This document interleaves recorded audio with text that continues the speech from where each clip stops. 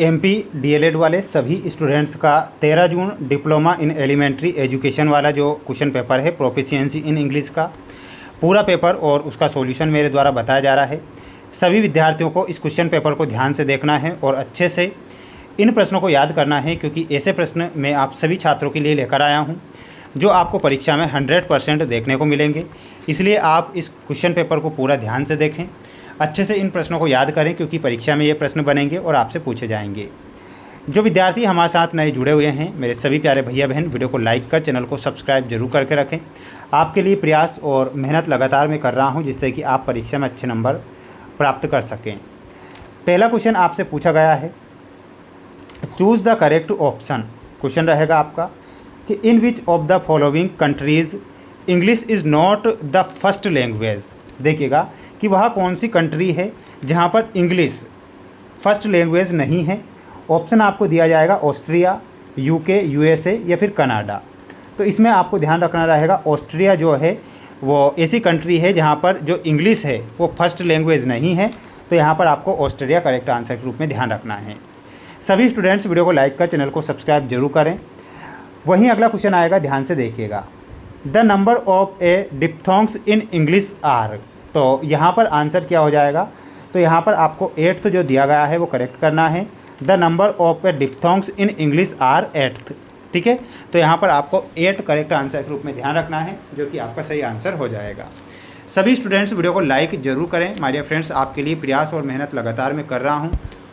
और देखिएगा, मैं अगर आपके लिए मेहनत कर रहा हूँ तो आपकी जो छोटी सी रिस्पॉन्सिबिलिटी बनती है वो आप पूरा ज़रूर करेंगे, इतना विश्वास मुझे आप पर है।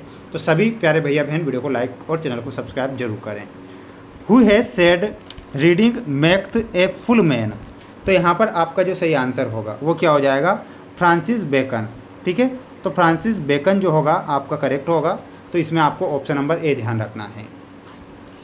वहीं अगला क्वेश्चन आएगा, ध्यान से देखिएगा कि व्हाट इज़ एन ईमेल। तो ईमेल क्या है, प्रश्न पूछा गया है आपसे। तो 4th में ध्यान रखना है, a means of a electronic communication होता है ईमेल। क्या होता है कि a means of electronic communication. तो यहाँ पर आप ऑप्शन नंबर बी जो दिया गया है वो करेक्ट करेंगे। तो option number B will be correct answer. अगला क्वेश्चन आएगा, ध्यान से देखिएगा, सभी विद्यार्थी अच्छे से पढ़कर जाएंगे कि one who can speaks the language is a person. तो 5th में आपको ध्यान रखना रहेगा, बिलिंगुअल जो होगा आपका बिलिंगुअल, ये आपको करेक्ट करना है। One who can speak two language is a bilingual person. तो इतना आप यहाँ पर करेक्ट करेंगे। इसके बाद हम बढ़ेंगे हमारे अगले क्वेश्चन की ओर। अगला क्वेश्चन देखिएगा, आपकी स्क्रीन के सामने सभी क्वेश्चन के आंसर बताऊंगा, बिल्कुल आप पूरा पेपर देखेंगे। अब देखिएगा, दूसरा क्वेश्चन और 7वें क्वेश्चन तक जो प्रश्न है ये 2 नंबर में आएंगे और 2 क्वेश्चन ऐसे आएंगे जो 4-4 नंबर के रहेंगे। ठीक है, तो बिल्कुल आप इनके आंसर ध्यान से देखें और अच्छे से याद करें। आंसर आपकी स्क्रीन के सामने आ चुका है दूसरे का, कि vocational importance of A English. तो इसमें आपको कितना लिखना रहेगा वो आप यहाँ पर ध्यान से देखेंगे। तो इसमें क्या लिखना है कि English is a primary language of global business, technology and a science. Proficiency in English opens up international job opportunities. और यहाँ पर लिखना रहेगा facilities communication in multinational corporation and a essential for a access vast majority of a professional resource and a research online. तो इतना आपको क्या लिखना है, वोकेशनल इम्पोर्टेंस ऑफ इंग्लिश में लिखना है। तो दूसरे का आप यहाँ से स्क्रीनशॉट ले सकते हैं और आप इसे याद कर सकते हैं। तीसरा क्वेश्चन आएगा, ध्यान से देखिएगा कि ओरल इंस्ट्रक्शन क्या है। प्यारे विद्यार्थियों, कि what is mean by oral instruction, how are they importance for a बिगनियर।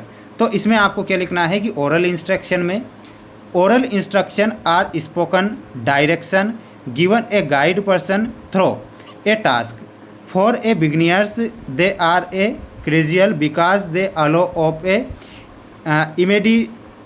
Immediate feedback.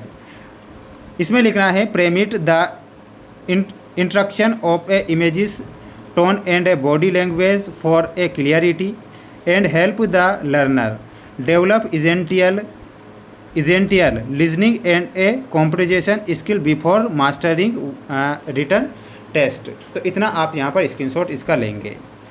चौथा क्वेश्चन था कि पब्लिक अनाउंसमेंट क्या है। तो पब्लिक अनाउंसमेंट में आपको लिख कर आना है कि a public announcement is a message intend to share importance information with a large group of people simulation it is a usually delivered through mass media.